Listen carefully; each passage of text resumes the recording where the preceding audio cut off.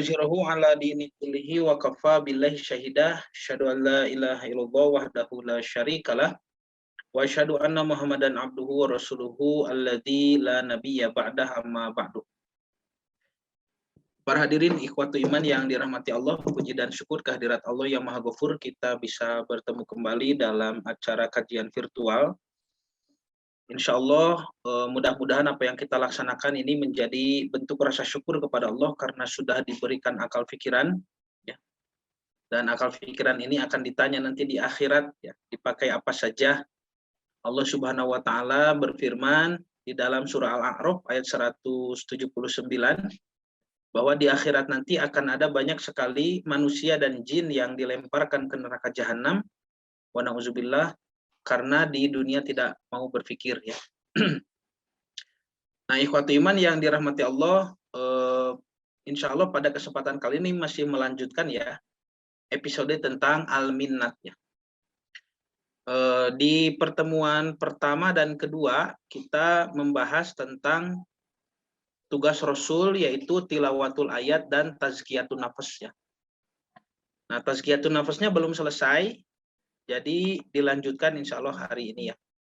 Nah, ini ayat yang menjadi landasan dalil, yaitu surah Ali Imran ayat 164. A'udzubillahi minasyaitonirrajim. Laqad mannallahu 'alal mu'minina idz ba'atsa fihim rasulan min anfusihim yatlu 'alaihim ayatihi wa yuzakkihim wa yu'allimuhumul kitaba wal hikmata wa in kanu min qablu lafi dhalalim mubin. Jadi dikatakan di sini laqad mannallahu 'alal mu'minin. Allah sudah memberikan minnah, ya. Minnah itu karunia yang besar kepada orang yang beriman. Id ketika ba'atsa fihim rasulan, Allah mengutus kepada mereka seorang rasul min anfusihim, dari kalangan mereka, ya. Sudah dijelaskan apa itu min anfusihim. Ya. Tugas Rasul itu adalah yang pertama yatslu alaihim ayatihi, ini tilawatul ayat, ya, dibahas di pertemuan pertama. Wa yuzakihim, nah ini sekarang kita sedang di poin yang kedua, ya. Wa yuzakihim, dan melakukan tazkiyah, Wa yu'allimuhumul kitaba, nanti mengajarkan kitab Al-Qur'an, wal hikmata berarti wa yu'allimuhumul hikmata, ya, dan mengajarkan hikmah. Wa in kanu min qablu lafi dhalalim mubin, padahal sebelum itu kalian orang beriman, ya, benar-benar dalam keadaan yang sesat, ya, dan tidak mengharapkan adanya petunjuk. Jadi kedatangan seorang nabi dan rasul itu oleh Allah dianggap, ya, dengan kemahabijaksanaannya dianggap penting keberadaannya. Meskipun masyarakat sekitar waktu itu tidak membutuhkan sebetulnya. Tidak merasa butuh, ya. Orang Arab jahiliyah itu tidak pernah meminta didatangkan seorang nabi. Justru yang meminta didatangkan seorang nabi itu Yahudi Madinah, kan. Ya, nah makanya ini menjadi filosofi dakwah, ya, terutama bagi saya pribadi, ya, dan kami di keluarga besar pesantren Ibnu Hajar, ya, oleh guru-guru kami suka diajarkan bahwa berdakwah itu tidak harus dirasakan oleh masyarakat bahwa keberadaan kita dibutuhkan, tidak. Ya, tetapi kita harus siap mental, siap berjuang, ya, meskipun tidak dibutuhkan, karena para aktivis dakwah itu diharuskan keberadaannya, harus ada. Sebagaimana dulu Nabi Muhammad SAW diutus dari kalangan bangsa Arab, padahal orang Arab tidak pernah meminta adanya seorang nabi, ya. Jadi dakwah itu jangan minta dibutuhkan, ya, tetapi berjalan saja, harus ada, ya, aktivis-aktivis dakwah itu harus eksis, tidak boleh padam. Nanti kalau padam, ya, maka syiar-syiar Islam itu bisa mati, bisa perlahan-lahan surut. Diusahakan dakwah saja belum tentu berhasil, apalagi tidak diusahakan. Nah, kalau misalkan aktivis dakwah saja sudah tidak ada, ya, bagaimana nasib masyarakat? Sekarang aktivis dakwah itu ada di mana-mana saja, masyarakat belum beres semuanya. Apalagi kalau tidak ada begitu. Makanya kalau menunggu dibutuhkan, wah, mau kapan berdakwah? Nah, inilah filosofi dakwah ya yang diajarkan oleh surah Ali Imran ayat 164. Nah, mari kita lihat susunan ya, 4 tugas Rasul, yang mana ini nanti dijelaskan oleh para ulama ahli tafsir menjadi beberapa poin, dan ini menjadi kurikulum ya pembahasan kita pada episode Al-Minah. Yang pertama tilawatul ayat sudah ya dijelaskan kemarin. Kemudian tazkiyatun nafas, yang kedua adalah tazkiyat itu mensucikan sekaligus menumbuh kembangkan. Nah, definisi tazkiyah itu sudah ya. Jadi tazkiyah itu bukan hanya membersihkan, tetapi membersihkannya itu supaya tumbuh kembangnya menjadi bagus. Artinya mengenal potensi, mengenal bakat ya. Makanya suka disandingkan tuh lafad al-minat ya dengan bakat. Bahkan di dalam bahasa Indonesia yang suka disebut minat dan bakat begitu ya. Nah, minat dan bakat itu menyalurkan kemampuan, potensi ya, dan juga skill ya, potensi dan skill yang dimiliki oleh masyarakat, yang mana itu merupakan pemberian dari Allah, maka harus diarahkan untuk kemaslahatan agama Islam. Nah, terkait dengan tazkiyatun nafas, ini Nabi Muhammad SAW dulu oleh para ulama ahli tafsir membersihkan apa saja. Oleh para ulama ahli tafsir dijelaskan, Nabi itu apa yang dibersihkan oleh Nabi itu. Ini Bapak dan Ibu pemahamannya harus selalu nyambung dengan episode-episode sebelumnya ya. Dengan episode silaturahim ya.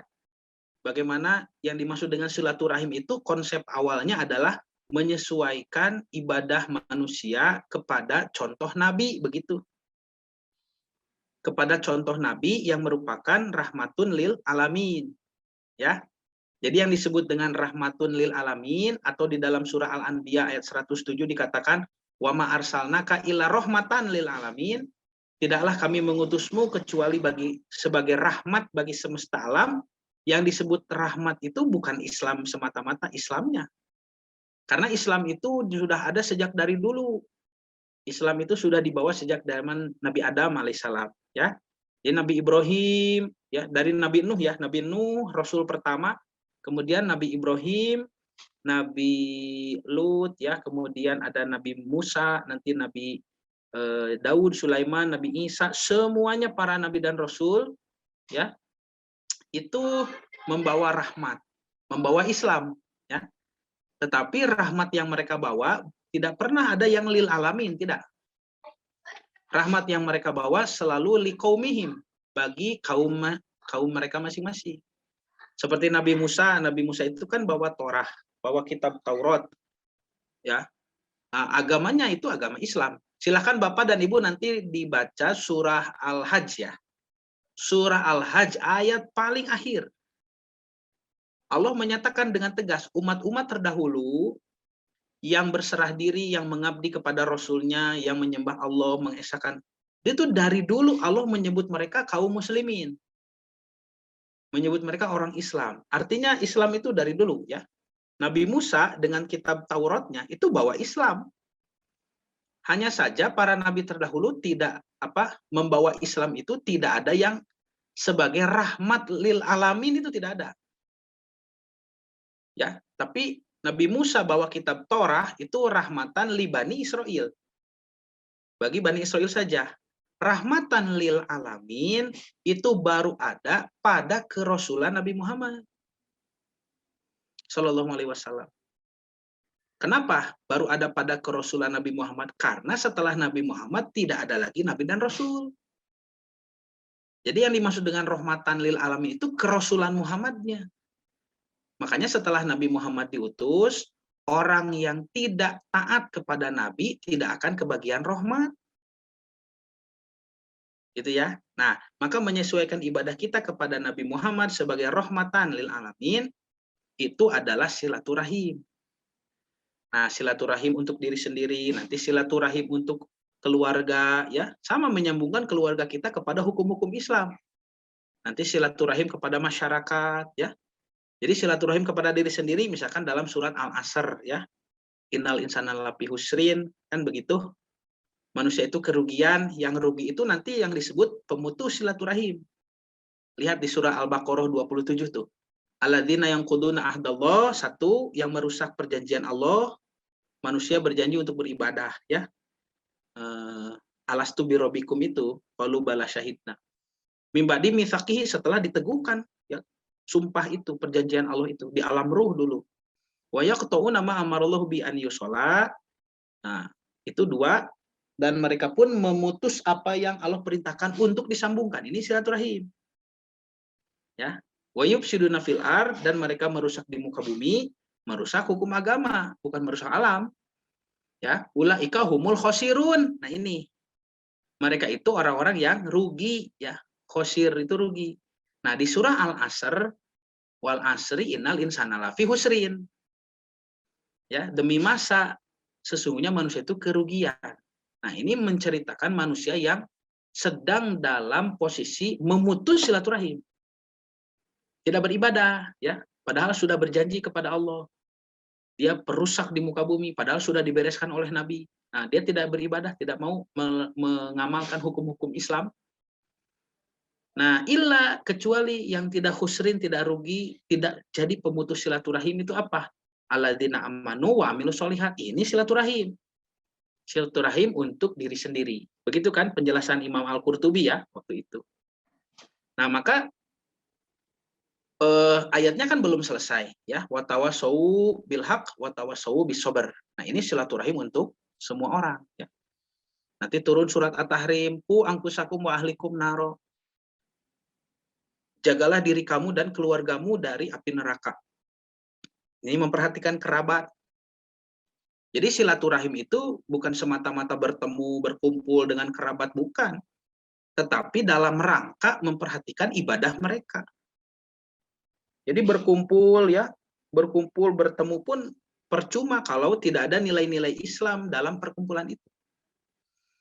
Nah, yang disebut dengan silaturahim itu menyebar kebaikan, yaitu kebaikan agama, ya, pada diri sendiri, kepada orang lain, kepada kerabat dekat, dan kepada semua orang. Nanti turun surah An-Nisa ayat pertama. Silaturahim itu kalau di zaman jahiliyah adalah menyambungkan rahim ibu, ya. Rahim ibu maksudnya menyambungkan kebaikan kepada saudara senasab saja. Nah, ketika Islam datang, ini silaturahim ruang lingkupnya diperluas pada semua orang. Ini yang dilakukan oleh Nabi, ya. Tazkiyatun nafas itu. Jadi Nabi memperhatikan ibadah. Setelah para sahabat itu dilakukan tilawatul ayat, ya, kemudian muncul ketauhidan kan kemarin. Nah, sekarang Nabi pun juga memperhatikan akhlak mereka. Tazkiyatun nafas ini. Ini dalam rangka silaturahim. Karena Nabi diwajibkan berdakwah kepada para sahabat waktu itu supaya akhlak mereka sehari-hari pun cocok ya, sesuai dengan akhlak Rasulullah SAW. Makanya Nabi pernah bersabda, aku tidak diutus ya kecuali liutam bima makarimal akhlak itu ya, untuk menyempurnakan akhlak. Nah, akhlak yang dinilai tidak sesuai dengan fitrah manusia ya. Ya, di sini membersihkan akhlak itu yang pertama ya, akhlak jahiliyah ini disebutkan oleh para ulama ahli tafsir. Orang Arab jahiliyah itu suka membunuh anak perempuan dan mewariskan istri-istri. Ini sebetulnya satu pembahasan ya, satu pembahasan. Ya, satu pembahasan. Nah, jadi nomor 1 dan nomor 2 ini, Bapak Ibu, ini nyambung dengan materi kita dulu tentang revolusi feminisme, ya. Tentang misogini itu. Masih ingat tidak ya? Nah, jadi membunuh perempuan, mewariskan istri-istri. Saya pernah menjelaskan dulu, sebelum Islam datang, masyarakat di dunia itu menganggap rendah perempuan, ya. Ya, menganggap rendah perempuan. Jadi perempuan dewasa itu dianggap rendah, kemudian bayi perempuan itu dibunuh, kan? Nah, pandangan menganggap rendah perempuan ini disebut misogini, begitu. Nah, sudah dibahas ya. Kalau ingin tahu definisi tentang misogini secara lengkap, silahkan kembali ke video yang menjelaskan tentang revolusi feminisme, ya. Kedudukan perempuan dalam kitab suci. Jadi misogini itu pandangan membenci atau merendahkan perempuan. Nah, di zaman jahiliyah, Bapak dan Ibu harus kenal dulu bahwa perempuan itu memiliki kedudukan yang direndahkan, tidak bahkan tidak dianggap sebagai manusia normal. Perempuan itu. Ini berlaku di mana saja. Apakah itu di negara-negara yang menganut kitab suci Bible, ya, atau di negara-negara yang penuh dengan mitologi, ya, mitologi seperti di Cina, ya, di Yunani kuno, itu memandang perempuan sebagai makhluk rendah, makhluk terhina, makhluk terkutuk, itu ada, ya, pandangan seperti itu. Jadi ketika Al-Quran turun lalu membereskan masalah misogini, oleh para sahabat itu bisa dirasakan kehebatan Al-Quran itu. Kenapa? Karena sahabat menyaksikan bagaimana kondisi perempuan sebelum Quran turun. Kalau bagi kita di zaman modern, kita tidak bisa dengan mudah melihat apa yang dilakukan oleh Al-Quran kepada perempuan. Kenapa? Karena kita tidak tahu bagaimana perempuan itu direndahkan di zaman jahiliyah. Yang ada justru orang-orang di zaman modern sekarang menuduh bahwa Al-Quran juga merendahkan perempuan. Kan ini aneh, ya. Jadi kalau diibaratkan zaman jahiliyah itu, misalkan bumi itu seperti rumah, ya, maka ibu masuk ke rumah itu masih dalam keadaan kotor. Lalu ibu membersihkan rumah itu, dipel, dilap semuanya sampai bersih, ya. Lalu si bapak datang nih, bapak masuk ke rumah itu. Bapak mengatakan, rumahnya bersih kok, tapi ini kursinya kurang begini, ini lukisannya kurang pas di sini. Mengkritik apa yang sudah ibu lakukan, ya. Padahal ibu sudah membersihkan rumah begitu capek, begitu hebat. Tapi bapak dengan entengnya menyebut ini kurang di sini posisinya, ini jangan di sini, ini kan gitu ya. Ini lantainya kok masih licin gitu. Padahal ibu yang menyaksikan rumah itu sejak dari dalam kondisi kotor kan bisa membayangkan ini dibersihkan, ini sudah menjadi kondisi yang sangat berbeda dari sebelumnya. Yang mana bapak yang tidak tahu kondisi sebelumnya masuk rumah sudah bersih, enak, ya, dengan iseng-iseng saja mengkritik ini kursinya kurang digeser ini. Padahal kalau bapak lihat dari awal bagaimana kondisi rumah itu kotornya seperti apa, tidak mungkin mau membersihkan. Nah, itulah perumpamaan orang-orang yang mengkritik Al-Quran, ya, yang menuduh bahwa Quran itu melakukan diskriminasi kepada perempuan.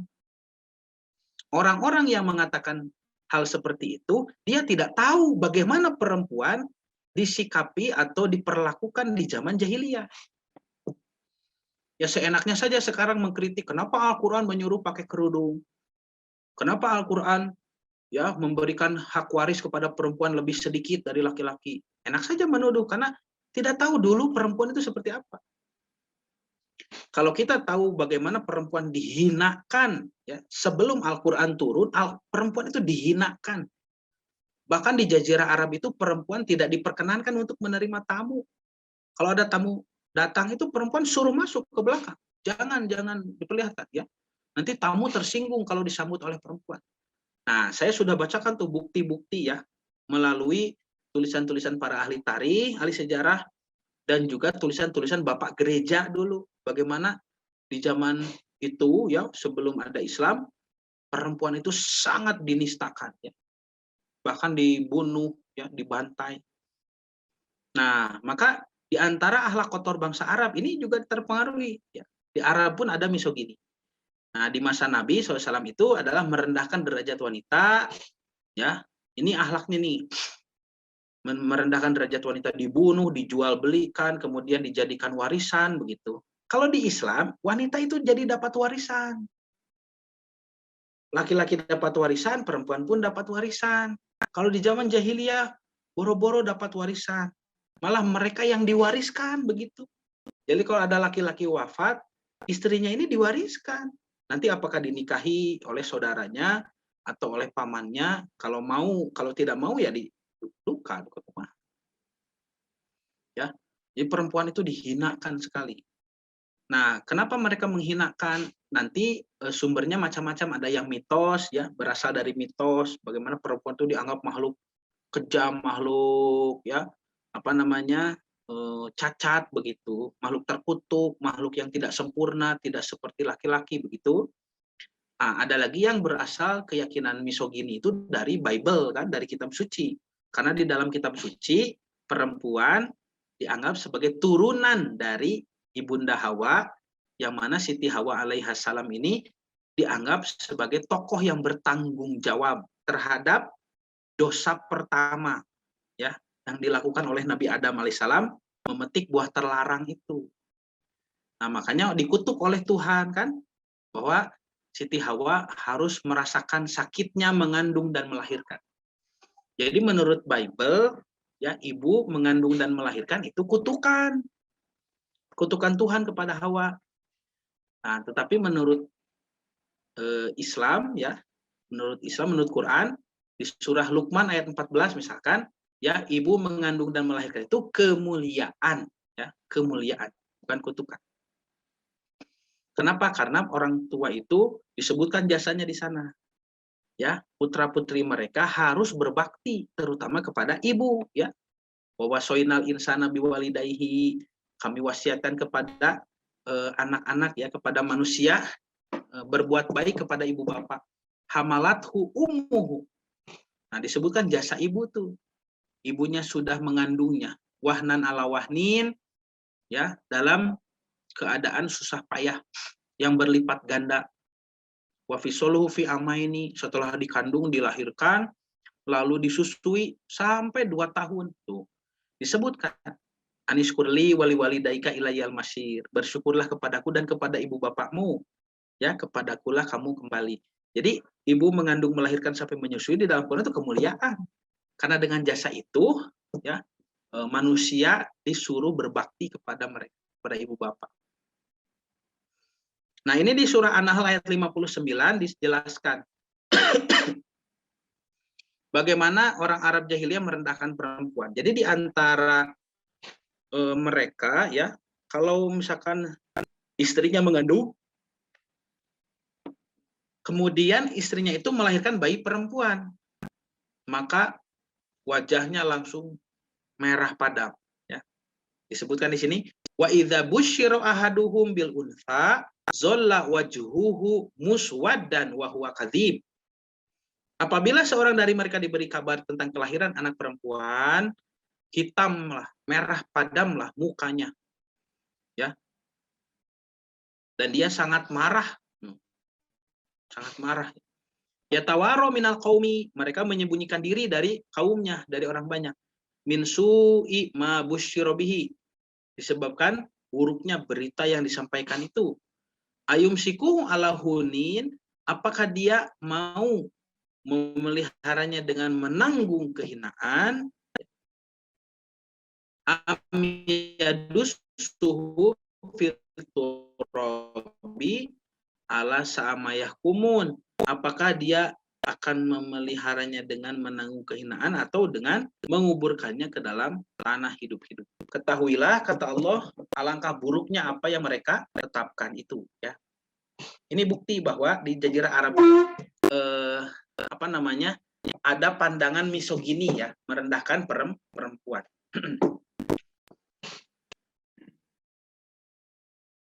Nah, ini Imam Al-Marogi rahimahullah di dalam kitab tafsirnya menjelaskan bangsa Arab kecewa berat apabila mereka mendapatkan anak perempuan. Mereka memiliki 2 pilihan. Apakah membiarkannya hidup dengan kehinaan, diurus tapi menanggung kehinaan. Ya. Dan tidak mendapat warisan tuh ya. Jadi kalau perempuan dibiarkan hidup, diurus, orang tuanya merasa malu ya, merasa hina, lalu si anak yang diurus ini tidak akan mungkin dapat warisan. Atau kalau tidak mau diurus, mereka akan menguburkannya hidup-hidup. Tuh. Maka akhlak yang kotor ini dibersihkan oleh Nabi Shallallahu Alaihi Wasallam dengan firman Allah surah Al-An'am ayat 151. Ya. Dikatakan kul ta'alau atlu ma harama rabbukum alaikum. Katakanlah Muhammad, marilah kubacakan apa yang diharamkan atas kalian oleh Tuhan kalian. Alaikum. ala tusyriku bihi syai'an, yaitu janganlah kalian mempersekutukannya dengan sesuatu apapun, wabil walidaini ihsana, dan berbuat baiklah kepada kedua orang tua, wala taqtulu auladakum min imlakin, dan kemudian janganlah kalian membunuh anak-anak kalian karena takut kemiskinan, ya. Nahnu narzukukum wa iyyahum, kamilah yang memberi rizki mereka, memberi rizki kalian dan juga memberi rizki mereka. Nah ini Bapak Ibu unik ya, kalimat nahnu narzukukum wa iyyahum, ya. Jangan membunuh, la taqtulu auladakum min imlak, jangan membunuh anak-anakmu karena kekurangan, takut kesengsaraan, ya. Kenapa? Nahnu narzukukum wa iyyahum. Nah, nanti di ayat yang lain ada yang dibalik domirnya. Nahnu narzukuhum wa iyyakum. Ya, Bapak Ibu mungkin pernah mendengar ya. Ada yang nahnu narzukukum wa iyyahum, ada nahnu narzukuhum wa iyyakum. Jadi ada yang maknanya kami yang memberi rizki kalian dan kami pun memberi rizki anak-anak itu. Ada juga yang dikatakan kami ini yang memberi rizki anak-anak itu dan kami pun yang akan memberi rizki kalian, begitu. Nah ini kata para ulama ahli tafsir, perbedaannya yaitu hitobnya, ya. Hitob itu lawan bicara. Jadi Allah berbicara, ada yang ditujukan kepada orang yang mampu nih, punya keleluasaan harta, tetapi dia takut terkurangi hartanya dengan kelahiran anak barunya itu. Ada juga yang sama sekali tidak punya, tidak berkecukupan. Jadi dia tidak bisa berbagi, begitu. Nah, kepada orang yang punya berkecukupan tapi takut jadi miskin, Allah berfirman, nahnu narzukukum wa iyyahum. Kamilah yang memberi rezeki kamu selama ini. Rezeki yang kamu sekarang punya itu kami yang beri itu. Nanti mereka pun, anak-anakmu itu jangan dibunuh karena kami juga yang akan memberi rezeki. Nah, kalau kepada orang yang tidak memiliki keleluasaan, ya, tidak memiliki kekayaan, ya, dia hidupnya kekurangan, Allah pun sama mengatakan, kamilah yang memberi rizki, ya, kepada mereka nanti. Dan kami pula akan memberi rizki kepadamu, jadi jangan takut, begitu, ya. Nah, kemudian Allah berfirman, wala taqrabul fawahisha, dan janganlah kalian mendekati perbuatan-perbuatan yang keji, ma zohara minha wa ma batona, apa yang nampak di antaranya maupun yang tersembunyi, wala taqtulu nafsa lati haramallahu illa bil haq, dan janganlah kamu membunuh jiwa yang diharamkan oleh Allah kecuali dengan satu sebab yang dibenarkan, ya. Dzalikum wassakum bihi la'allakum taqilun. Dzalikum wassakum bihi la'allakum taqilun. Demikian itu yang diperintahkan oleh Tuhan kalian kepada kalian, ya, supaya kalian memahaminya. Nah ini Nabi SAW menghapuskan sudut pandang misogini. Nanti Bapak Ibu juga bisa baca di dalam surah Ali Imran, ya. Di Ali Imran itu kan istrinya Imran itu minta, ya, kepada Allah supaya diberikan anak laki-laki, ya. Tetapi kan malah diberi anak perempuan, ya, yang diberi nama Maryam itu nanti. Nah, istri Imran kan mengatakan, Robi ini wadotuha unsa. Ya Allah, kenapa saya ini melahirkan perempuan? Itu, ya, protes. Jadi beda. Laki-laki dan perempuan itu dianggap beda dari dulu. Baru nanti Al-Quran datang, Al-Quranlah yang menghilangkan sudut pandang misogini itu. Padahal kitab-kitab sebelumnya itu justru misalkan Bible, ya, ini ayatnya nih, Sefer Bereshit pasal ketiga ayat 15. Justru dengan adanya ayat ini, nanti mitos-mitos tentang perempuan itu makhluk lemah, makhluk licik, makhluk terkutuk, makhluk, ya, penyebab pintu setan, dosa, itu jadi justru dibenarkan. Yang asalnya mitos, karena sekarang didukung oleh kitab suci, maka mitos itu jadi naik kelas, jadi keyakinan, begitu, ya. Mitos itu jadi keyakinan. Nah, contoh misalkan ini Sefer Bereshit, kitab Kejadian pasal 3 ayat 16 ya. Nah, disebutkan nih. Elha Isyah Amar, ya, firman Allah kepada perempuan itu. Harba arbe isbone veherone, ini pakai bahasa Ibrani ya. Susah payahmu waktu mengandung akan kubuat sangat banyak tuh. Ya, susah payahmu mengandung akan dibuat banyak. Ve'etzet tel dimbanim, dengan kesakitan engkau akan melahirkan anakmu. Ve'el ishe teshukate vehu yemshol beha. Tetapi engkau akan berahi kepada suamimu dan dia akan berkuasa atasmu.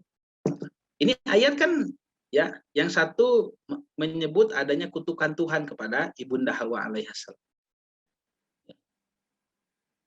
Yang kedua, perempuan juga harus dikuasai oleh laki-laki ya. Jadi ayat ini nanti yang menjadikan mitos-mitos itu naik kelas, jadi keyakinan. Kenapa? Karena ayat-ayat suci itu dianggap sebagai firman Tuhan kan begitu. Dianggap sebagai firman Tuhan.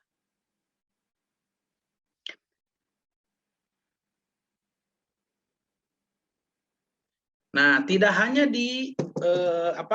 direndahkan ya secara kedudukan sosial perempuan itu, mereka juga ditindas, disakiti, ya, tidak diinginkan kelahirannya sampai mereka itu diwariskan. Nah, ini Imam Al-Bukhari dan Imam Abu Dawud rahimahumallah meriwayatkan sesungguhnya dulu apabila seorang laki-laki meninggal di antara mereka, wali-walinya lebih berhak terhadap mereka.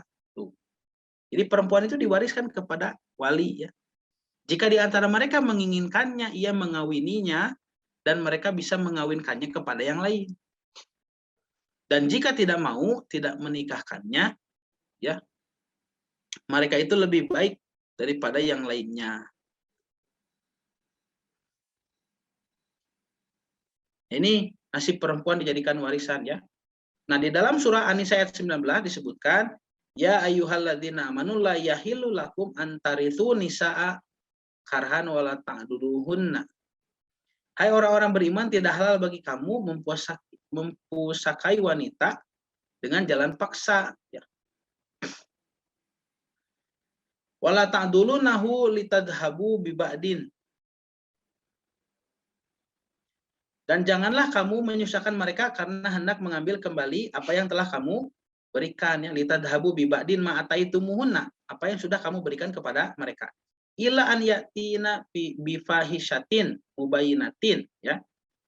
Kecuali bila mereka melakukan pekerjaan keji yang nyata. Wa ashiruhunna bil ma'ruf, dan bergaulah dengan mereka dengan cara yang baik, yang patut. Ini aneh ajaran seperti ini dulu di zaman jahiliyah. Karena perempuan itu ya tidak dihargai, kemudian Quran turun mengajarkan nilai-nilai yang equal, yang sama ya. Jadi laki-laki dan perempuan itu mulia di dalam hidupnya masing-masing, di dalam dunianya masing-masing. Jadi laki-laki dan perempuan dalam Islam tidak dinilai dengan standar penilaian yang sama, tidak ya. Berbeda dengan laki-laki dan perempuan atau kesetaraan gender dari barat. Nah, itu yang tidak boleh, itu dari barat. Kenapa? Karena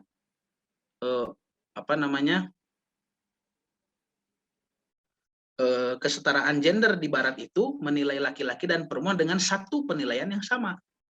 Jadi apa saja yang bisa dilakukan oleh laki-laki harus bisa dilakukan oleh perempuan. Begitu kalau kesetaraan gender di barat. Kalau kesetaraan gender versi Islam, namanya kan konsep zaujah itu ya, pernah dijelaskan tuh. Laki-laki dan perempuan mulia di dunia masing-masing, dan di mata Allah tidak ada beda ya. Derajatnya itu yang membedakan adalah ketakwaan. Perempuan pun kalau lebih takwa dari laki-laki, itu di mata Allah lebih mulia begitu ya. Nah, bila antena bifasin mubayinah ya sudah nih. Antakrahu syai'an wa yaj'alallahu bihi khairan katsira. Nah, bergaulah dengan mereka dengan cara patut, kemudian bila kamu tidak suka kepada mereka, maka bersabarlah karena mungkin kamu tidak menyukai sesuatu padahal Allah menjadikan padanya kebaikan yang banyak. Nah, ini ajaran yang dulu ketika Quran itu turun, ini aneh ya. Kenapa agama Islam memberi porsi kepada perempuan sebesar ini? Kenapa perempuan itu dianggap sebagai manusia yang sama dengan laki-laki? Ya, kenapa perempuan itu diakui eksistensinya, kemudian juga dianggap sebagai apa namanya hamba-hamba Allah yang bisa melaksanakan hukum ketaatan, ya, sehingga menjadi makhluk yang mulia. Kalau dulu di zaman jahiliyah tidak ada perempuan diperlakukan seperti ini, ya, tidak ada. Nah, itu sudah ya yang pertama. Jadi membersihkan sudut pandang misogini, yaitu dengan ayat-ayat Al-Qur'an yang membela hak-hak perempuan dan juga mengajarkan kesetaraan gender versi Islam, yaitu dengan lafadz az-zauj itu ya, zaujah atau az-zauj, yang mana di dalam surat An-Nisa ayat pertama Ibunda Hawa alaiha salam itu disebut sebagai zauj ya, pasangan bagi Nabi Adam. Artinya wanita solehah. Sedangkan di dalam Bible Siti Hawa dianggap manusia terkutuk atau perempuan terkutuk. Makanya dengan pandangan inilah perempuan-perempuan di barat itu dulu ditindas, kemudian ada yang sampai dibunuh, dibantai. Nah, itu yang pertama, dihilangkan ya cara memandang perempuan itu, cara memandang perempuan yang merendahkan ya, misogini itu ya dihilangkan. Nah, yang ketiga ini ada pengharaman khamr ya. Pengharaman khamr ini Bapak dan Ibu yang dirahmati Allah, ternyata tidak hanya dalam ajaran Islam ya. Tetapi pengharaman khamr ini juga ada pada agama-agama lain, terutama pada agama Ibrahimiyah begitu, Yahudi dan Kristen, Yahudi, Kristen dan Islam ya. Nah, misalkan kita lihat dulu dalam kitab Yahudi dulu ya. Ini Sefer Wayikra. Masih ingat ya bahwa kitab Yahudi itu kan kalau disebut kitab Torah ada 5 ya. Sefer Bereshit, Sefer Shemot, Sefer Wayikra, Sefer Bamidbar, Sefer Devarim. Nah, ini di Sefer Wayikra berarti kitab ketiga kan begitu. Nah, dibacakan langsung ya. Janganlah engkau minum anggur atau minuman keras. Tuh kan jelas ya. Janganlah kamu minum anggur atau minuman keras ya. Engkau serta anak-anakmu bila kamu masuk ke dalam kemah pertemuan, supaya jangan kamu mati. Itulah satu ketetapan untuk selamanya bagi kamu turun-temurun. Ini ya. Jadi membersihkan akhlak yang kedua tentang meminum khamr itu ternyata sudah menjadi tugas para nabi terdahulu sebelum Nabi Muhammad SAW. Ya, sebelum Nabi Muhammad SAW. Tetapi sekarang Yahudi dan Nasrani mereka meminum khamr itu dengan alasan diperbolehkan selama tidak sampai mabuk begitu. Tidak sampai mabuk. Kalau Quran di dalam hukumnya, di dalam ayat-ayatnya justru mengharapkan khamr itu lidzati ya. Lidzati itu secara zatnya, bukan li amrin kharij karena ada unsur memabukkan, bukan. Tetapi zatnya, berarti kalau haram zatnya, satu tetes pun tidak boleh. Ya, kalau haram zatnya, satu tetes pun tidak boleh. Tapi kalau menurut ajaran Nasrani, ajaran Yahudi, masih boleh. Ya, kalau sedikit batasannya sampai tidak mabuk begitu.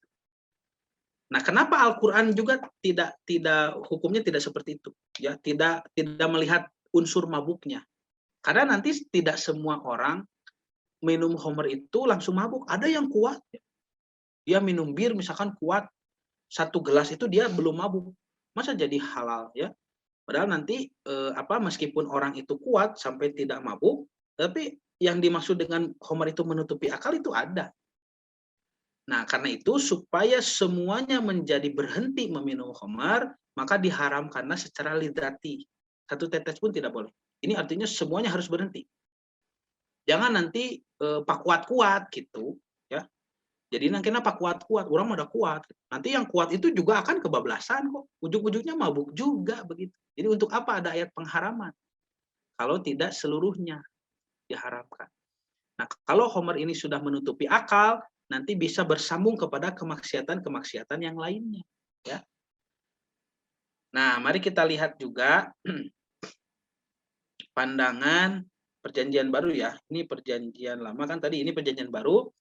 Misalkan di Efesus ya. Ini saya tidak mengatakan bahwa ini adalah firman Tuhan, tidak.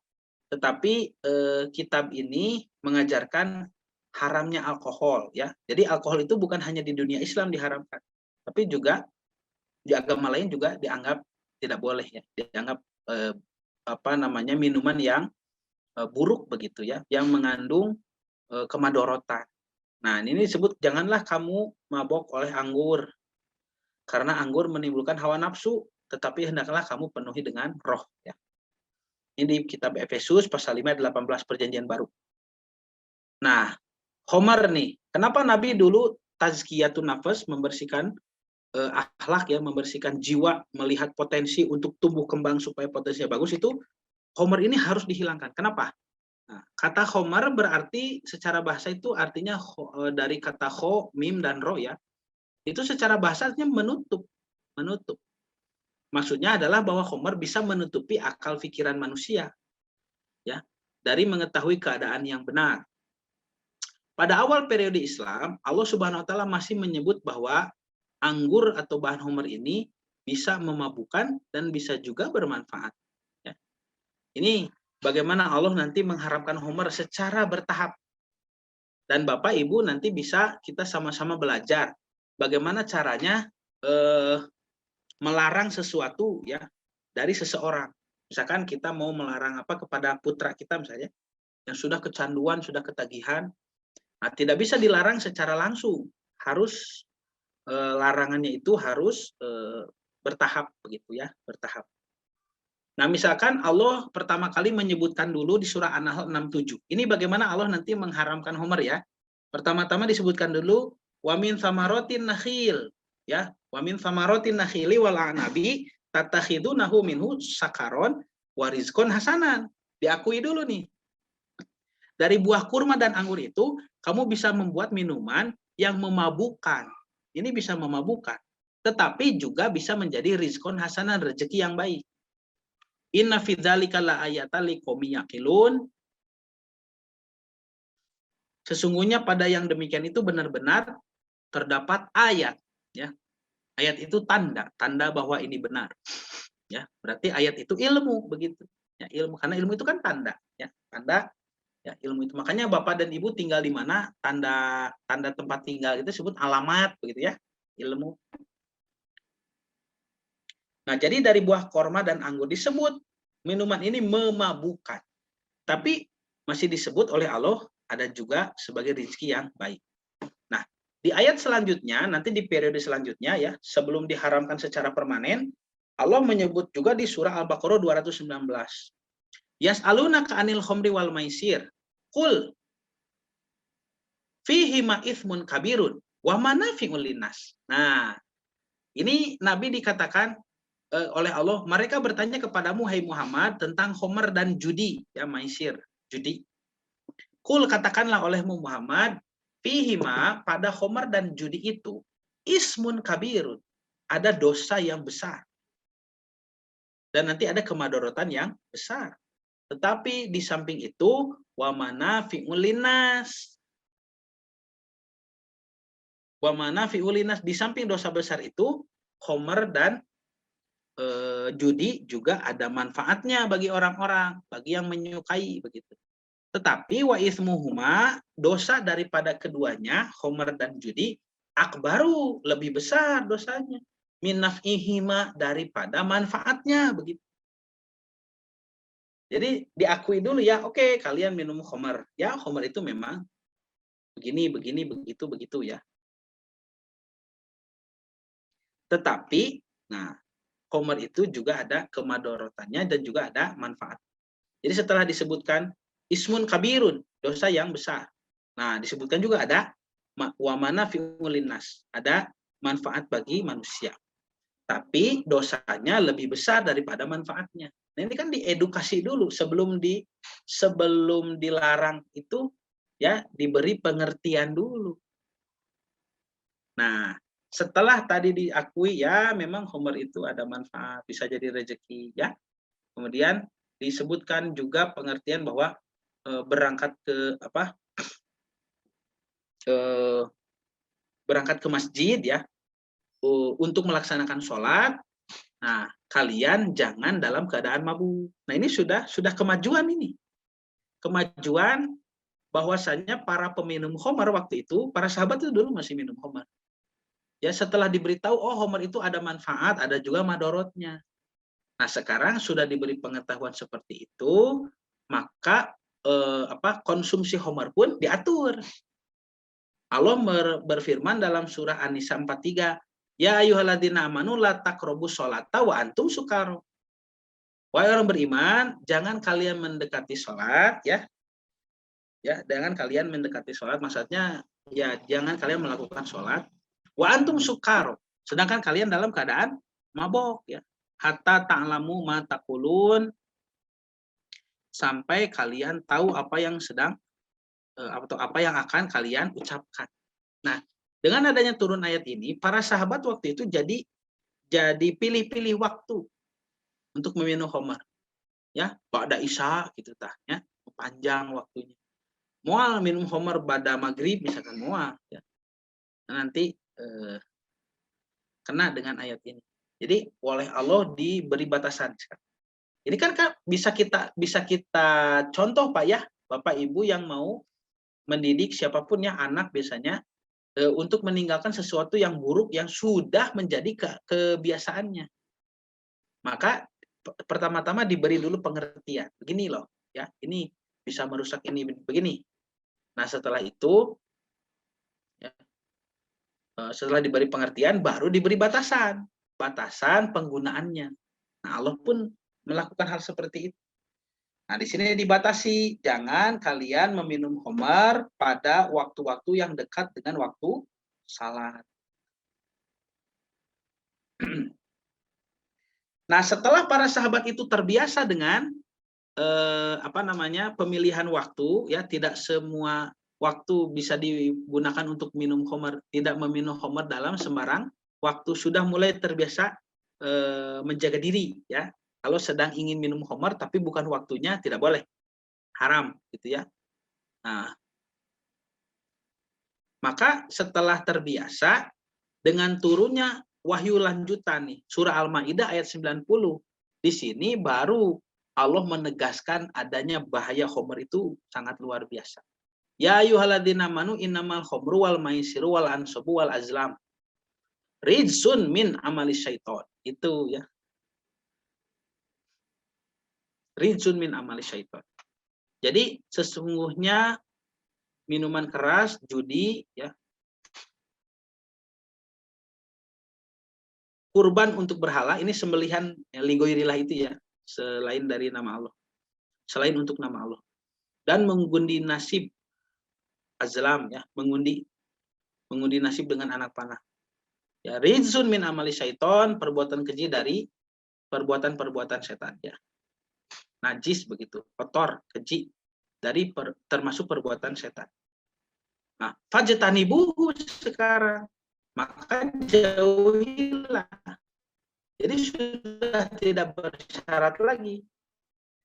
Sekarang disuruh untuk menjauhilah perbuatan itu agar kamu beruntung. Baru di sini kalau orang itu masih tetap mengkonsumsi khamar, disebutkan kerugiannya. Innama yuridu syaitonu an yuqi'a bainakumul adawat wal bagdo fil khamri wal maisir. Setan itu sesungguhnya bermaksud hendak menimbulkan permusuhan dan kebencian ya di antara kamu lantaran meminum khamr. Wal maisir juga lantaran kamu berjudi. Wa yasuddakum an dzikrillah, dan mereka menghalangi kamu dari mengingat Allah. Wa anis sholati, dan juga dari sholat. Fahal antum muntahun. Nah ini, fahal antum muntahun ini sangat lembut sekali ya. Maka fahal antum muntahun ya, maka maukah kamu untuk berhenti? Fahal antum muntahun, tidakkah kamu akan berhenti?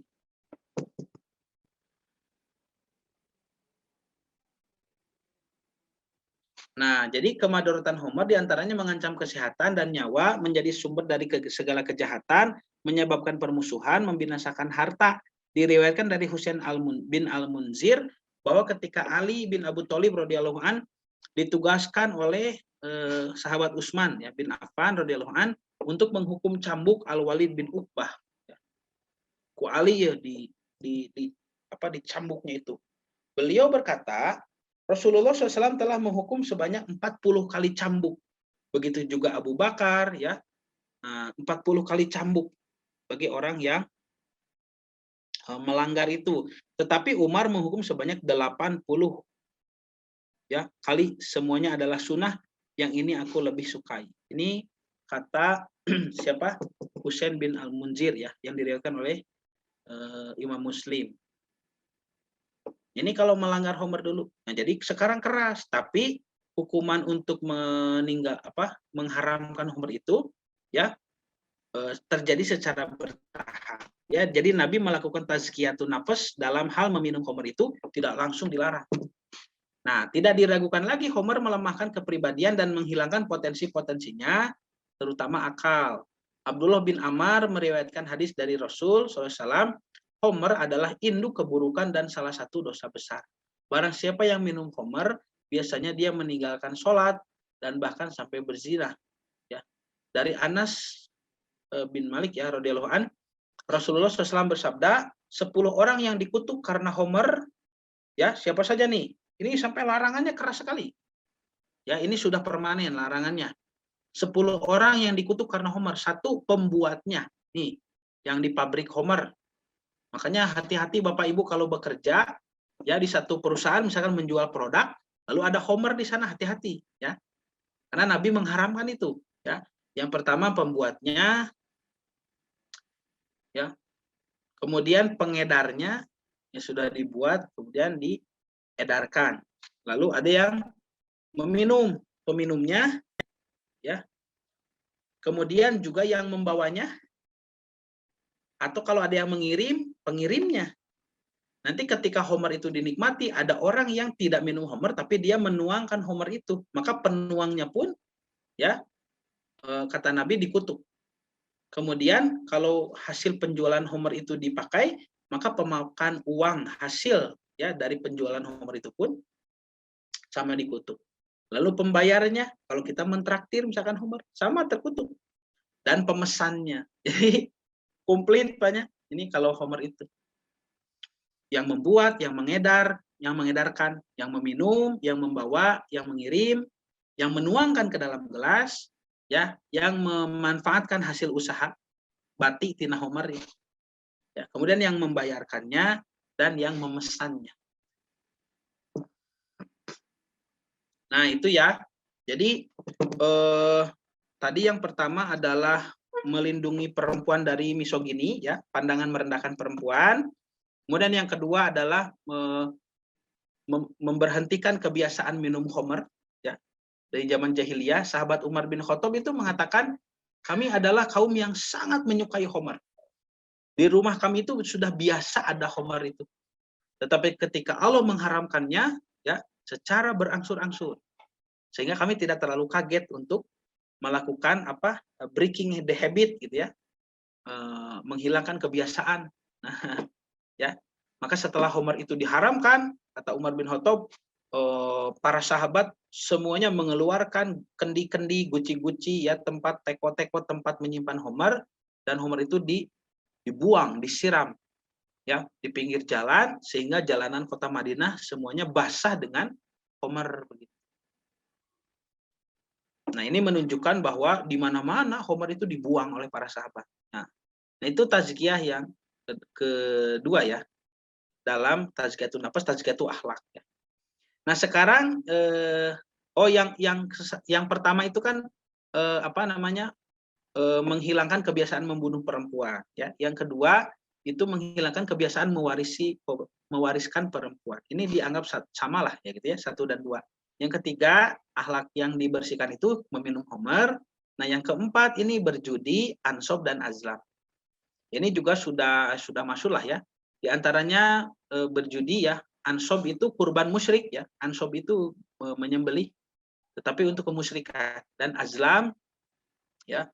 Azlam itu mengundi nasib, tadi sudah ya dikoclok begitu. Nah, ansob ialah batu yang dijadikan tempat penyembelihan kurban-kurban mereka.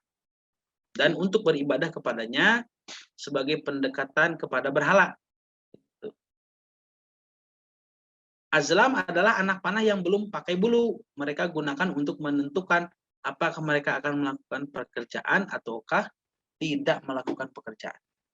Nah, jadi ini judi ya, kemudian ansob ya, berkurban bukan selain untuk Allah, dan azlam mengadu nasib begitu ya, meramal seperti itu juga dibersihkan oleh Nabi. Nah, ini contoh perbuatan azlam ya. Caranya mereka mengambil 3 buah anak panah yang belum pakai bulu, setelah menulis di anak panah itu ditulis lakukan atau jangan lakukan ya. Dan satu lagi tidak ada tulisan apa-apa. Jadi 3 ya, anak panahnya 3 ya, kemudian disimpan di dalam Ka'bah, lalu mereka menyuruh juru kunci Ka'bah yang menjaga Ka'bah mengambil anak panah itu, dikodok gitu tah ya, diundi. Kalau sekarang kan undian begitu ya. Nah, dilihat nanti hasil yang diambil itu, kalau apakah mereka melakukan pekerjaan atau tidak ya, tergantung anak panah yang diambil. Kalau tulisannya lakukan maka dilakukan, kalau tulisannya tidak dilakukan maka tidak dilakukan. Kalau tidak ada tulisan apa-apa ya, maka pengundian itu diulang ya, kalau dapat anak panah yang polos begitu. Nah, maka Rasulullah SAW membersihkan perbuatan azlam ini ya dengan surah Al-Maidah 90 ini. Ya ayyuhalladzina amanu, ini kalau ada ayat diawali ya ayyuhalladzina amanu, kesananya pasti berat ini. Ya, amalan-amalan yang tidak enteng. Jadi amalan-amalan yang berat kalau ya dilakukan tanpa keimanan begitu. Ya ayyuhalladzina amanu kesananya apa ya?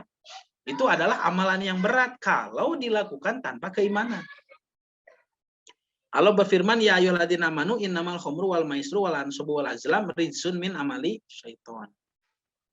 Mohon maaf. Nah ini, ya ayyuhalladzina amanu innamal khamru wal maisru wal ansabu wal azlam rijsun min amali syaitan, yang tadi ya, fajtanibu la'allakum tuflihun. Sesungguhnya minum khamr, judi, lalu berkorban untuk berhala, mengundi nasib dengan anak panah adalah perbuatan keji termasuk perbuatan setan. Maka jauhilah perbuatan itu agar kamu mendapat keberuntungan. Nah, sudahlah. Jadi membersihkan akhlak ya. Akhlak-akhlaknya kepada perempuan, kemudian akhlak-akhlak dalam meminum khamr yang bisa menutupi akal ya. Dengan itu maka dilakukan semua perbuatan jahat yang lain ya, semua dosa yang lain karena akalnya tertutup. Lalu akhlak-akhlak yang berkaitan dengan undian atau ketidakpastian, judi tadi ya. Kemudian azlam ya, undian. Lalu ritual-ritual kemusyrikan seperti penyembelihan bukan untuk nama Allah ya, tapi menyembelih untuk berhala. Nah, itu tazkiyatul akhlak terakhir beres. Ya, bisa dibayangkan, yang pertama kan tazkiyatul akidah ya. Tazkiyatul akidah itu menghilangkan kepercayaan bahwa Allah punya anak ya. Menghilangkan kepercayaan bahwa Allah memiliki anak begitu ya, kemudian juga menyembah berhala begitu. Itu tazkiyatul akidah. Kemudian yang kedua tazkiyatul akhlak ya, yaitu apa tadi, membunuh perempuan ya, membunuh anak perempuan, kemudian mewariskan perempuan, lalu meminum khamr ya, dan melakukan judi, azlam, undian, serta ritual penyembelihan untuk berhala. Itu akhlak. Nah, sekarang yang ketiga ya, tazkiyatul mal. Ya, tazkiyah itu kan ada 3, tazkiyatul akidah, akhlak, dan tazkiyatul mal. Ya, yang ditambahkan oleh Imam Ibnu Jauzi itu ya kemarin. Nah, tazkiyatul mal atau membersihkan harta adalah bagaimana di zaman jahiliyah itu ya, cara mengambil harta dan cara memakainya itu nanti bermasalah. Nah, yang paling banyak dilakukan ya oleh orang-orang Arab jahiliyah yaitu melakukan riba ya, riba. Nah, Imam Al-Marughi menyebutkan riwayat dari Ibnu Jarir bahwasanya Arab jahiliyah terbiasa dengan riba, apalagi menyangkut hutang nih. Nah, ada kebiasaan yang apa unik ya. Ini menguntungkan si orang yang memberikan piutang. Apabila seorang tidak bisa membayar pada waktunya, kalau di kita orang yang tidak membayar pada waktunya cukup berjanji lagi kan, nah, besok lah. besok pagi, setelah pagi, nanti sore, setelah sore, besok pagi kan gitunya. Isuk sore, isuk ke sore, isuk sole gitu kan jadi isuk sole. Nah, kalau ini dikatakan di apa budaya Arab jahiliyah itu akhir dainaka ani wa azidu ala malik, ya. Akhirkan hutangmu dari tambah deui waktuna. Nanti aku tambahkan pada hartamu. Ke mayarna dileuwihan gitu ya. Nanti bayarnya dilebihkan. Ya ini seperti apa? Rentenir ya, rentenir. Cuman kalau rentenir kan permintaannya dari yang meminjamkan uang, ya. Permintaannya dari yang meminjamkan uang. Kalau ini dari yang berhutang begitu. Besoklah dibayarnya atau berikan aku waktu lagi sepekan atau 3 hari. Nanti ditambahan gitu. Nanti ditambahan. Nah, Imam Al-Maraghi rahimahullah menyebutkan bahwa riba ini disebut riba nasiah, ya. Yaitu riba yang dilakukan pada masa jahiliyah dengan cara mengakhirkan waktu pembayaran dan menambahkan pada nominal hutang. Sehingga ketika terus tidak bisa terbayar, ya, dan terus hutangnya ditangguhkan, maka nominal hutangnya bisa berlipat-lipat. Nah, Nabi Shallallahu Alaihi Wasallam membersihkan kebiasaan ini dengan firman Allah surah Ali Imran ayat 130. Masuk lagi apa ayat ini ya dimulai dengan ungkapan ya ayyuhalladzina amanu. Ya ayyuhalladzina amanu. Ya ayyuhalladzina amanu, wahai orang beriman, artinya tidak enteng ini kesananya meninggalkan riba itu kecuali bagi orang yang memiliki keimanan, ya. Nah, saya yakin bagi Bapak dan Ibu yang misalkan pernah terlibat dengan riba, ya, lalu ingin meninggalkan riba itu supaya bersih hartanya, dan ketika kita meninggalkan riba itu hati kita enteng. Saya tidak mau misalkan bekerja di sini karena terlibat dengan riba. Lalu kita meninggalkan itu enteng. Nah, itu kenapa enteng? Karena orang lain ada yang kesulitan. Kumaha tuh cenah da lamun teu kadinya kumaha gitunya. Nah, karena riba teh. Nah, tapi kalau Bapak dan Ibu kenapa enteng meninggalkan riba?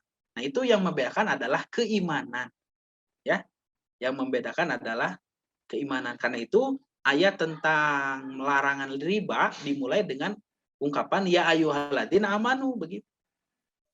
Ini menunjukkan bahwa perbuatan ini berat bagi orang yang keimanannya masih rendah. Ya. Tetapi nanti akan sanggup dilakukan bagi orang yang imannya tinggi. Ya ayyuhalladzina amanu, wahai orang beriman, la ta'kulu riba, janganlah kamu memakan riba ad'afan mudha'afah, ya, yaitu riba yang berlipat ganda terus berlipat-lipat. Wattaqullaha, takutlah kepada Allah, la'allakum tuflihun, kamu nanti meninggalkan riba itu, ya, karena apalagi didorong dengan keimanan, karena takut kepada Allah, itu bisa menjadi kamu mendapat keuntungan, mendapat keberuntungan. Ini janji Allah. Ini patut dicoba ya bagi orang yang beriman. Kalau masih terlibat kepada sistem riba, tinggalkan. Maka Allah mengatakan la'allakum tuflihun, supaya kamu beruntung. Nah, lihat nanti keberuntungan yang akan didapat, ya. Itu Allah yang menjanjikan. Nah, dengan adanya pembersihan tentang harta ini, ya, maka tazkiyatun nafas, ya, yang dilakukan oleh Nabi pada tugasnya sebagai seorang Rasul, ya, dari 4 tugas, ini tugas yang kedua, ya, sedikit banyak sudah dijelaskan lah oleh para ulama ahli tafsir, ya, dengan penjelasan itu, maka menurut Imam Al-Jauzi tugas Rasulullah pada tazkiyatun nafas ini, ya, meliputi satu pembersihan akidah tadi yang kotor, tazkiyatul i'tiqad, menganggap Allah punya anak, dan juga membiasakan diri ya menyembah berhala, ya. Nah, dulu itu bentuk toleransi. Ya, saya punya berhala ini, kamu punya berhala itu. Mari kita sembah sama-sama berhala kita. Itu tolerannya begitu. Nah, itu dibersihkan oleh Nabi. Kemudian pembersihan perilaku yang tidak terpuji, tazkiyatul akhlak, ya. Tazkiyatul akhlak itu kepada perempuan, kemudian kebiasaan meminum khamr, dan juga kepada ritual-ritual yang bersifat untung-untungan, ya, spekulatif begitu. Kemudian pembersihan atau tazkiyah dalam memperoleh dan menggunakan harta, itu tazkiyatul mal. Nah, tujuannya menjadikan manusia azkiyah, manusia yang bermoral bersih ya, baik dengan Allah, hablum minallah, ataupun dengan dirinya sendiri maupun dengan orang lain, yaitu hablum minannas. Nah, dengan membersihkan akhlak ini ya, tazkiyah ya, Nabi jadi ini nyambung dengan tugas Nabi yang pertama ya, tilawatul ayat. Nanti isi ayatnya itu ada yang mengajarkan akidah, mengajarkan akhlak ya, mengajarkan tentang harta begitu. Jadi sebetulnya bukan begini, tilawatul ayat dilakukan beres, sudah beres lalu tazkiyatun nafas beres, bukan, tidak seperti itu, tapi ini terjadi secara kontinuitas ya. Nah, berangsur-angsur terus ya, 4 tugas ini sebetulnya ya. Tilawatul ayat bersamaan dengan tazkiyatun nafas itu nanti ya. Kemudian juga bersama dengan mengajarkan kitab ya, dan juga bersamaan dengan sekaligus ya dengan mengajarkan hikmah. Jadi 4 tugas ini dari awal sudah dilakukan keempat-empatnya, berangsur-angsur terus gitu ya. Tidak dilakukan satu persatu, yang ini selesai baru yang lain, tidak begitu. Semuanya berbarengan beriringan selama 23 tahun. Coba Bapak Ibu, kalau 23 tahun itu selama apa ya? Sekarang kan tahun 2021 nih. Ya. Berarti mundur ke tahun 2000 itu sudah 21 tahun ya. Berarti 99, 98 tuh, dari tahun 1998 ya, Nabi itu mengajari manusia ya, sebagai tugasnya seorang minat ya, seorang rasul ya, sebagai minat atau karunia Allah yang diberikan kepada orang beriman hanya 23 tahun saja. Di tahun 88 tahun orang mayunnya, di tahun 88 ya, zaman Piala Dunia. Piala Dunia di mana teh? Di Prancisnya. Sampai sekarang coba manusia sudah beres itu akhlak ya, dan Nabi sudah melahirkan sumber daya manusia yang hebat. Ketika Nabi wafat ya, sumber daya manusia itu bisa melanjutkan estafet perjuangan. Jadi tidak terlalu ketergantungan kepada mukjizat ya, kepada doa-doa Nabi. Nanti bandingkan dengan peradaban Yahudi. Yahudi itu mereka tergila-gila kepada kehebatan Nabi dan Rasul ya, Sulaiman alaihissalam. Karena Sulaiman menguasai jin, menguasai angin ya, bisa menyuruh angin begitu. Kemudian menguasai bahasa binatang, hebat dengan mujizat-mujizatnya. Ketika Nabi Sulaiman wafat, mereka tidak bisa melanjutkan kerajaan Yudea sehebat Sulaiman. Tak itu Yahudi mah ya. Dan itu Nabi Muhammad SAW mengajari para sahabat itu tidak enteng. Kan dulu kan ya, Bani Israel itu sepeninggal Sulaiman alaihissalam, kerajaan Yahudi ya, karena di zaman Sulaiman yang disebut dengan Bani Israel itu ya, apa namanya, di zaman Nabi Sulaiman itu masih 12 suku ya, 12 suku nanti. Nah, sepeninggal Sulaiman mereka tidak menemukan pengganti yang pas begitu. Ada orang yang mengatakan sudah putranya Sulaiman saja yang jadi raja, tapi yang lain menolak. Suku Yahudi misalkan, suku Yahudi mengusung putranya Sulaiman ya, Rehabem kalau tidak salah namanya. Rehabem ini putranya Sulaiman, tetapi tidak menjadi nabi. Maka bagi kalangan orang Yahudi mereka menganggapnya pantas menjadi raja, tapi suku Bani Israel yang lain, suku Lewi, suku Ruben, Simon ya, suku apa, Benyamin gitu, Eosopi sukunya Nabi Yusuf ya, suku Asakir, Isakhar ya, kemudian Jadian ya, Dani itu, Zabulani itu semuanya menolak putra Nabi Sulaiman itu, sehingga mereka jadi terpecah 2 kerajaan, yang akhirnya 10 kerajaan di kerajaan utara mengangkat raja yang lain, dan 2 kerajaan di bawah itu mengangkat Rehabim. 12 suku Bani Israil itu pecah. Ya nanti yang 10 suku ini dihancurkan oleh bangsa Assyria, dikenal dengan 10 suku yang hilang gitu ya, the lost 10 tribes itu. Jadi tertinggal Yahudi dan Benyamin saja. Nanti Benyamin sedikit demi sedikit dominasinya hilang karena dinikahi oleh Yahudi terus bercampur. Dia tinggal Yahudi saja ya. Nah, sejak saat itu tidak pernah ada kerajaan sehebat Sulaiman, tidak pernah. Dia tidak bisa melanjutkan estafet perjuangan para nabinya, tidak pernah.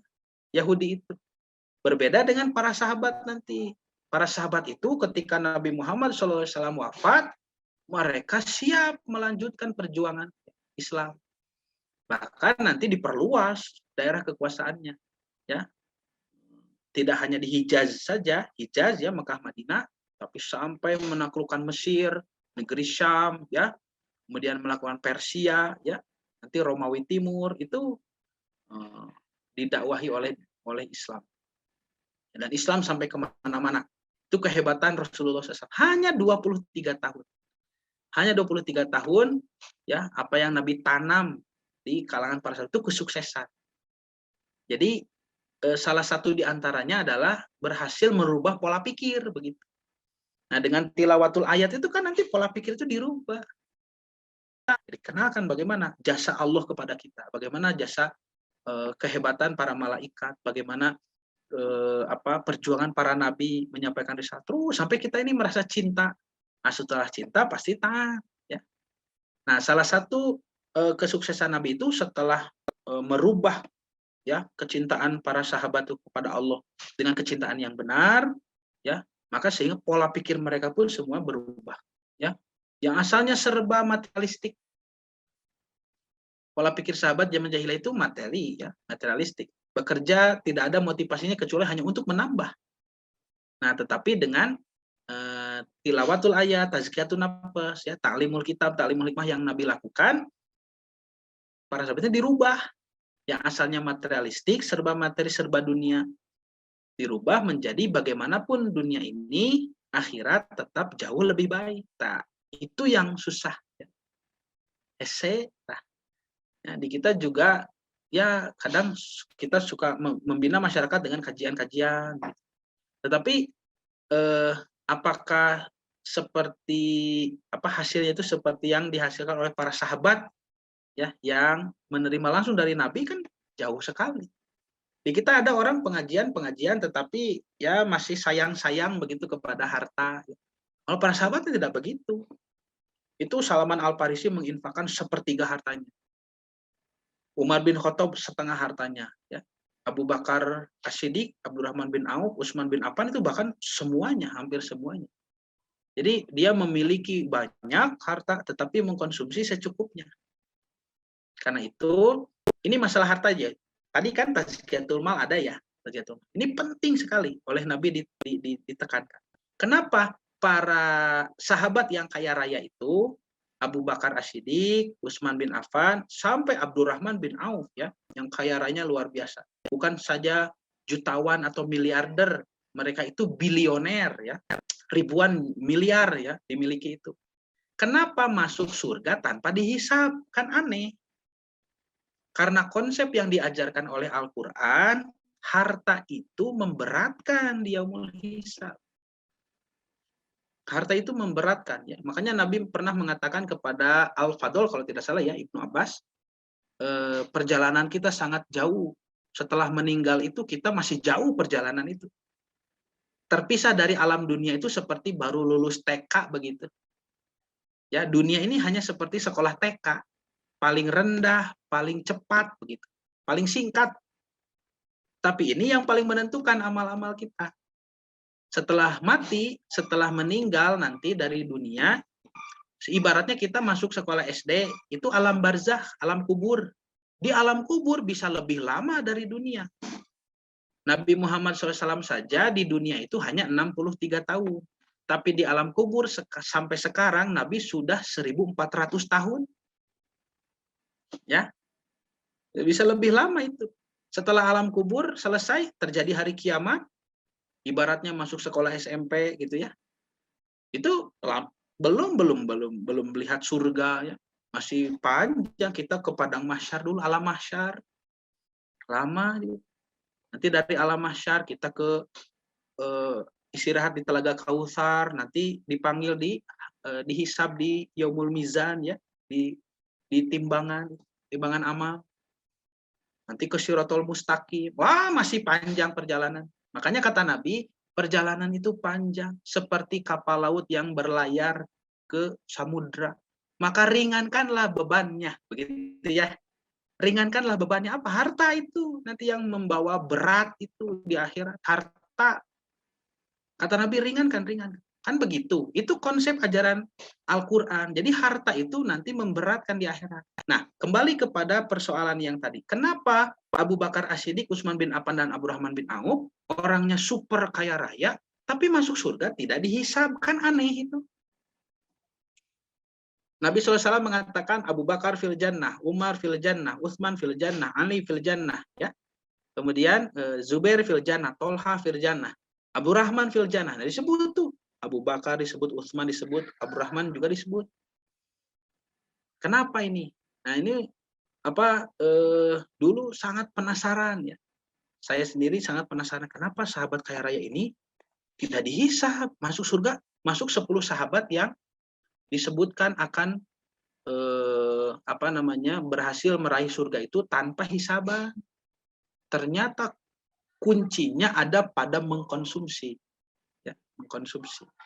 Jadi meraih harta dari cara yang halal sebanyak-banyak. Islam tidak mengatur bapak dan ibu meraih harta sebanyak apa, tidak, silakan. Asal melalui akad proses yang halal. Mangga eta mah. Pinter bisnis juga Abdurrahman bin Auf, silahkan, itu karunia dari Allah. Tapi Islam mengatur bagaimana kita mengkonsumsi harta itu. Ternyata Abu Bakar As-Siddiq, Utsman bin Affan, dan Abdurrahman bin Auf meskipun memiliki banyak sekali harta, tetapi yang dikonsumsi, ya, artinya kan kalau yang dikonsumsi yang jadi rezeki itu.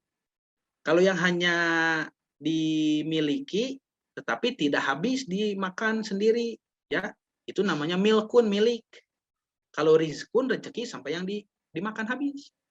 Nah, Abdurrahman bin Auf, Utsman bin Affan, dan Abu Bakar As-Siddiq itu mengkonsumsinya sebatas kebutuhan sampai tidak dianggap madorot begitu. Basic need terpenuhi sudah saja.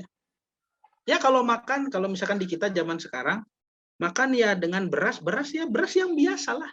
Beras sabaraha beas lah gitu. Entong nu butuh teuing da bisi awon. Ya aya beas saletar misalkan sabaraha 7.000, beas naon eta entong nu kitu. Yang biasa lah nu saja nu 8.000, 10.000 gitu nya. Nah, tuh awis-awis teuing teu, nu biasa we. Ya, lalu lauk pauknya juga ya biasa, yang biasa dimakan sehari-hari ya. Kemudian pakaiannya biasa we gitu. Nah, ini yang sulit ya. Orang kaya raya, super kaya raya, tapi hidup seperti orang biasa. Eta hese. Mereka lah orang kaya raya yang akan selamat di akhirat, tidak dihisab itu. Kenapa ya? Karena tidak dikonsumsi, hartanya habis untuk kemaslahatan amal jariah. Apakah jariah untuk dirinya sebagai seorang muslim ya, amal sendiri ya, dia infakkan kepada siapa, kerabat dekat misalkan, atau atas nama Islam disilahkan diwakafkan kepada kaum muslimin, dan mereka mendapat keuntungan dari semuanya, dari sodakohnya kepada kerabat dekatnya atau dari sodakohnya kepada umat Islam secara umum. Bahkan Utsman bin Affan kan sampai sekarang masih berpenghasilan ya, dari kebun kurmanya itu yang diwakafkan itu dijaga terus oleh khalifah sampai hari ini oleh Raja Saudi ya. Kebunnya terus berpenghasilan sampai bingung ini uangnya mau dikemanakan, sudah dipakai memperluas masjid, sudah dipakai ini dan itu, banyak sekali kebaikan yang dilakukan tapi masih melimpah. Akhirnya dibuka rekening bank kan ya, ada rekening bank atas nama Utsman bin Affan, ada tuh. Ini orangnya sudah kemana ini? 14 abad yang lalu sudah wafat.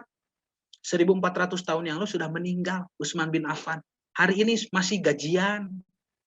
Cobi Pak, jalmi nu tos ngantunkeun ya, yang sudah meninggal dari dulu, hari ini masih gajian. Itu kualitas sahabat. Beda dengan manusia sekarang. Masih hidup, lieur kene mikiran gaji, gasok. Padahal hirup kene.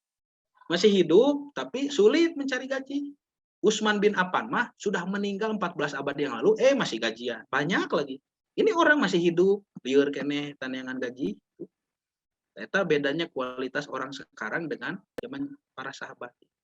Nah, Bapak dan Ibu yang dirahmati Allah, sekian dulu ya. Ini yang bisa disampaikan tentang tugas Nabi yang kedua, yaitu tazkiyah. Nanti dilanjut pada pembahasan berikutnya itu di apa ya? Taklimul kitab ya. Ini taklimul kitab yang nomor 3. Nah, sudah dulu ya, karena ini ada chat ya dari Ustadz tadi ya, yang membuka majelis, ada keperluan lain. Jadi tidak ada pertanyaan ya. Oh ini Pak Haji Sobar mengirimkan surah Al-Hajj ayat terakhir tadi ya. Nah betul ini Pak Haji ya. Coba tuh dibaca. Ini terjemahannya ya. Berjihadlah kamu di jalan Allah dengan jihad yang sebenar-benarnya. Dia telah memilih kamu tuh ya. Bersungguh-sungguh dalam ajaran Allah itu sudah orang-orang pilihan. Dia telah memilih kamu dan dia tidak menjadikan kesukaran untukmu dalam agama. Tidak, mudah agama itu. Ikutilah agama nenek moyangmu Ibrahim, milah Ibrahim, ya. Dia Allah telah menamakan kamu orang-orang muslim sejak dahulu. Tuh kan, Islam ya. Dari dulu juga Islam kok, muslim disebutnya ya. Nah, sekian dulu yang bisa disampaikan Bapak dan Ibu yang dirahmati Allah. Mudah-mudahan apa yang dibahas ini bisa menjadi sedikit tambahan ilmu yang bermanfaat khususnya bagi saya sendiri dan juga menjadikan motivasi beribadah kepada Allah lebih tinggi. Ya, saya tutup dengan doa Rabbana atina fid dunya hasanah wa fil akhirati hasanah wa qina adzabannar. Aqulu qauli hadza wa astaghfirullah li wa lakum. Wassalamualaikum warahmatullahi wabarakatuh.